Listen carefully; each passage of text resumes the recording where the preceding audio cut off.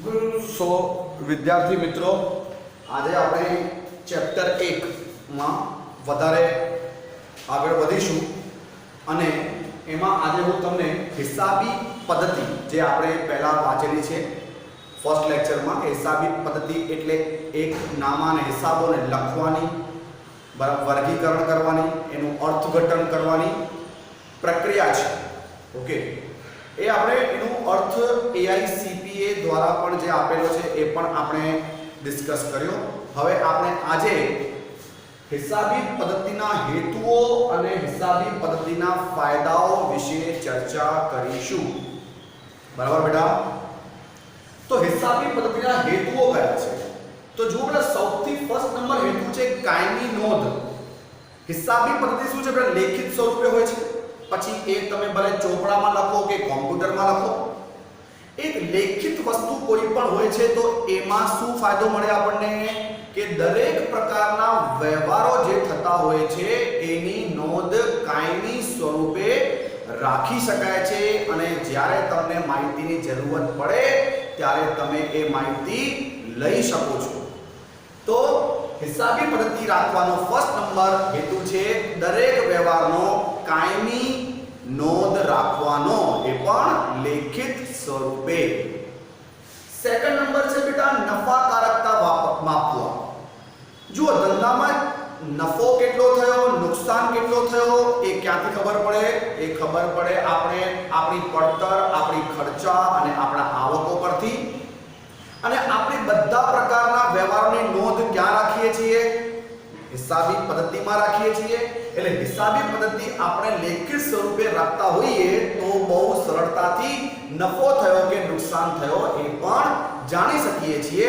એટલા માટે નફાકારકતા કેટલી છે એ જાણવા માટે હિસાબી પદ્ધતિ રાખવી બહુ અનિવાર્ય છે. થર્ડ નંબર છે આર્થિક સ્થિતિ જાણવા. સૌથી પહેલા આર્થિક સ્થિતિ કોને કહેવાય?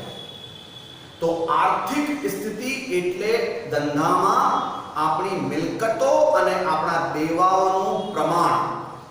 મિલકતો અને દેવાઓનું પ્રમાણ નક્કી કરે છે કે આર્થિક સ્થિતિ સારી છે કે નબળી છે. જેમ કે સિમ્પલ સમજો, જો તમારી મિલકતો વધારે હોય, દેવું ઓછું હોય તો આર્થિક સ્થિતિ સારી કહેવાય. પણ બીજી ભાષામાં જો દેવું વધારે હોય અને મિલકતો ઓછી હોય તો આર્થિક સ્થિતિ નબળી કહેવાય. તો આનું પ્રમાણ જાળવવું બહુ અગત્યનું છે ધંધા માટે કે આપણું દેવું વધવું ન જોઈએ. દેવું વધે તો ભવિષ્યમાં આપણને તકલીફ, નુકસાનો થઈ શકે.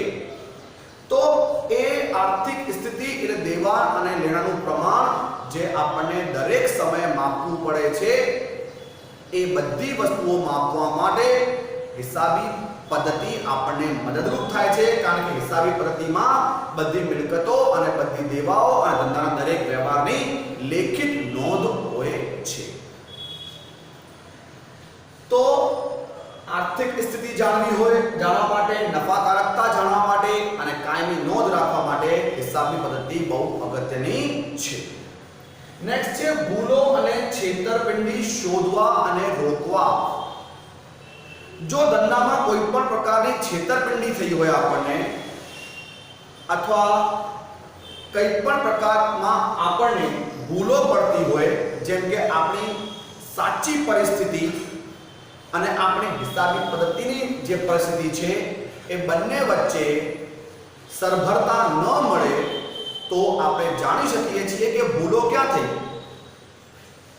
જેમ કે ધારો કે તમે આખા દિવસમાં ધંધો કર્યો અને દરેક વ્યવહાર હિસાબી પદ્ધતિમાં નોંધ્યા પછી હિસાબી પદ્ધતિનું સરવૈયું એવું બતાવે છે કે આપણા પાસે 20,000 ની રોકડ હોવી જોઈએ, પણ ધંધામાં સાચી રોકડ ગણવા બેઠા તો ઓછી નીકળી કે વધુ નીકળી, સરભરતા થઈ નહીં.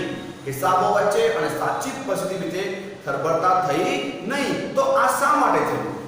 એમાં કઈ ભૂલ થઈ? તો આપણે આપણા દરેક હિસાબી પદ્ધતિના વ્યવહારો સરખાવીને ભૂલો શોધી શકીએ છીએ. અને કોઈ પણ પ્રકારની અન્ય વ્યક્તિ દ્વારા આપણા ઉપર છેતરપિંડી થતી હોય તો આપણે એની પણ ગણતરી કરી શકીએ છીએ અને એ પણ સરળતાથી જાણી શકીએ છીએ. બધી વસ્તુ લેખિત હશે તો જ આવશ્યક છે. એટલા માટે હિસાબી પદ્ધતિ એક લેખિત પ્રકારનું સરવૈયું છે.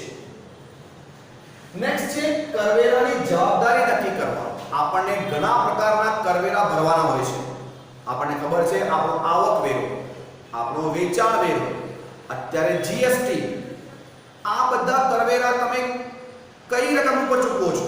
આવક વેરો આવક ઉપર, જીએસટી માલની ખરીદી અને વેચાણ ઉપર. તો આપણી આવક કેટલી થઈ, આપણી ખરીદી વેચાણ કેટલી થઈ, જેના ઉપર કરવેરો ચૂકવવાનો છે એ નક્કી કરવો હોય તો હિસાબી પદ્ધતિ આપણને મદદરૂપ થાય છે બેટા. કારણ કે હિસાબોમાં દરેક પ્રકારની વેચાણ, ખરીદી, આવકોનું પ્રમાણ, ખર્ચાનું પ્રમાણ લખેલું છે. તો હિસાબી પદ્ધતિથી જાણી શકીએ છીએ કે આપણા હવે કેટલા વ્યવહારો થયા, જેના ઉપર આપણે કેટલો કરવેરો ચૂકવવો પડશે. તો કરવેરો ચૂકવવા માટે અને નક્કી કરવા માટે આપણને હિસાબ પદ્ધતિ બહુ ઉપયોગી બને છે. નેક્સ્ટ દેવાનું પ્રમાણ જાણવા. દેવું આપણા ઉપર ક્યારે ઊભું થાય? તમને ખબર છે આપણે ઉધાર ઉપર માલ ખરીદીએ તો આપણું દેવું ઊભું થાય. આપણે કોઈ બેંક પાસેથી ધિરાણ લઈએ તો આપણું દેવું ઊભું થાય. તો ધંધાઓમાં બધા પ્રકારના વ્યવહારો, ચાહે ઉધાર ખરીદીના હોય કે ચાહે ધિરાણ લેવાના હોય, બધા વ્યવહારો લેખિત સ્વરૂપે હિસાબી પદ્ધતિમાં નોંધેલા છે. તો હિસાબી પદ્ધતિ આપણને સરળતાથી જણાય છે કે આપણા ઉપર કેટલું દેવું ઊભું થયું. જો આ બધા વ્યવહારો તમે ના લખો, ના નોંધો તો કદાચ દેવા ગણવામાં તમને તકલીફ થઈ શકે. નેક્સ્ટ છે લેણાનું પ્રમાણ. જેમ દેવાનું પ્રમાણ જાણવા માટે એવી રીતે લેણાનું પ્રમાણ. આપણે માલનું વેચાણ ઉધાર ઉપર કરીએ, ઉધાર ઉપર માલ વેચીએ અથવા કોઈને લોન ધિરાણ આપીએ તો ત્યાંથી આપણું લેણું ઊભું થાય છે. તો આ બધા વ્યવહારો પણ ક્યાં લખેલા છે? હિસાબી પદ્ધતિમાં નોંધેલા છે. તો હિસાબી પદ્ધતિ જોવાથી આપણને સાચી પરિસ્થિતિનો ખ્યાલ આવી જાય છે કે આપણું લેણું કેટલું છે, ટૂંકમાં દેવું કેટલું છે કે લેણું કેટલું છે. એ બધી માહિતી આપવા માટે આપણી હિસાબો જે છે એ આપણને ઘણા મદદરૂપ થાય છે. અને જેમ મેં તમને સમજાવ્યું કે દેવા અને લેણાના પ્રમાણ પરથી જ આર્થિક સ્થિતિ જાણી શકાય છે. બરાબર બેટા? તો આઈ થિંક તમને ખ્યાલ આવી ગયો કે હિસાબી પદ્ધતિના હેતુઓ કયા છે, શા માટે આપણે હિસાબી પદ્ધતિ રાખતા હોઈએ છીએ. નેક્સ્ટ છે બેટા હવે હિસાબી પદ્ધતિના ફાયદાઓ. અમુક હેતુઓ જે આપણે ડિસ્કસ કર્યા એમાંથી ઘણી બધી વસ્તુઓ આપણા ફાયદાઓ છે. હું તમને સમજાવીશ અને ડિસ્કસ કરીશ. જેમ કે તમે જો ફર્સ્ટ નંબર ફાયદો છે હિસાબી પદ્ધતિની માહિતીની ઉપલબ્ધતા. હવે હિસાબી ની માહિતીની ઉપલબ્ધતા. તમે કાયમી નોંધ રાખી તો એનો ફાયદો શું? જ્યારે જરૂરત પડે ત્યારે આપણે આપણા ધંધાની પરિસ્થિતિ હિસાબો પરથી જાણી શકીએ છીએ. જે સમય આપણને જરૂરત પડે ત્યારે આપણે આપણા ધંધાની બધી માહિતી હિસાબ ઉપરથી મેળવી શકીએ છીએ. કારણ કે હિસાબોમાં બધી નોંધ લેખિત સ્વરૂપે લખેલી છે. એટલે આપણે જે સમયે જે માહિતી જરૂરત હોય એની ઉપલબ્ધતા હિસાબો પરથી મળી રહે છે. અને જે આપણા માટે બહુ ફાયદાકારક છે. જે સમય આપણે જોઈએ આપણે દરેક સ્થિતિ જાણી શકીએ છીએ. નફાકારકતા જાણવા, ધંધાનો નફો નુકસાન કેટલો થયો, આર્થિક સ્થિતિ જાણવા એટલે દેવા અને લેણાનું પ્રમાણ જાણવા. આપણે હિસાબો જે આપણે અહીંયા ડિસ્કસ કર્યા એ વસ્તુઓ છે કે આર્થિક પરિસ્થિતિ અને નફાકારકતા જાણવાનો આપણો હેતુ પણ છે અને આપણા માટે ફાયદો પણ છે.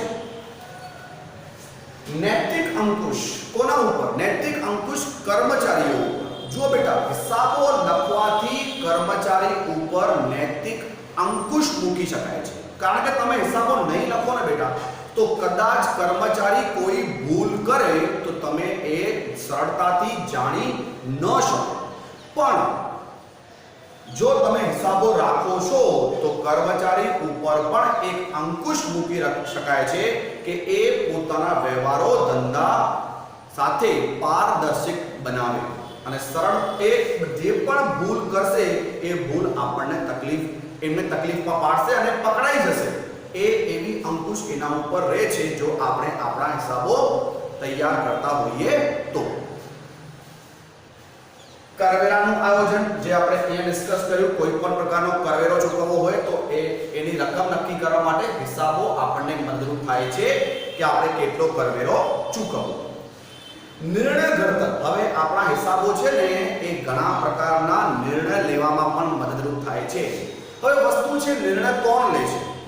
તો નેચરલ છે ધંધાનો માલિક પણ ધંધા માટે ઘણા નિર્ણય લેતો હોય છે, પણ સાથે સાથે એ જાણો કે ધંધાના બહારના વ્યક્તિઓ જેમ કે લેણેદાર જે આપણને ઉધાર ઉપર માલનો પુરવઠો પૂરો પાડે છે, બેંક જે આપણને ધિરાણ પૂરી પાડે છે, શેર હોલ્ડર જે આપણા ધંધામાં રોકાણ કરે છે, તો એ બહારના વ્યક્તિઓ પણ આપણા હિસાબો તપાસીને એવો નિર્ણય લઈ શકે છે કે આપણા ધંધા જોડે વ્યવહાર કરવો કે નહીં.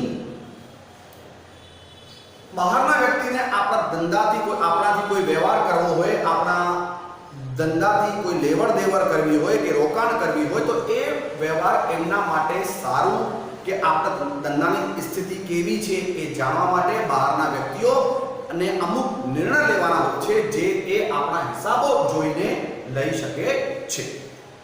અને આપણા હિસાબો એમના નિર્ણય લેવામાં, કયા નિર્ણય લેવામાં કે આપણા ધંધાથી વ્યવહાર કરવો કે ન કરવો એ બધું નક્કી કરવામાં એમને મદદરૂપ થાય છે.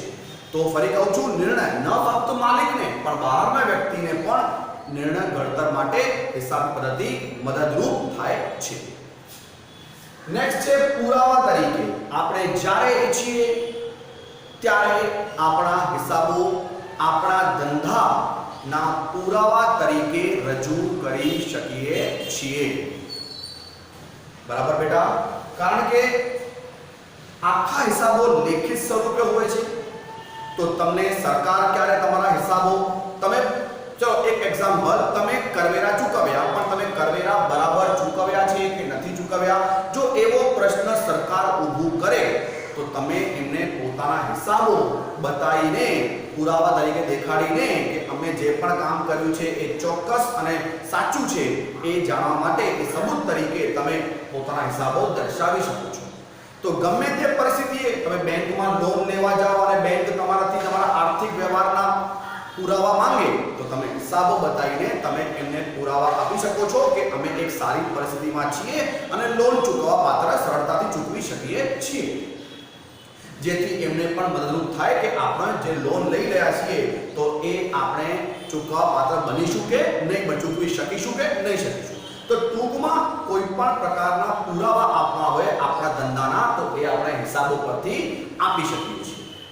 એવી રીતે હિસાબ પદ્ધતિના હેતુઓ અને ફાયદાઓ આજે આપણે નક્કી કર્યા અને હું સમજુ છું કે તમને બધી વસ્તુનો ખ્યાલ આવી ગયો હશે અને બંને પ્રશ્નો તમને સમજાઈ ગયા હશે. Thank you very much.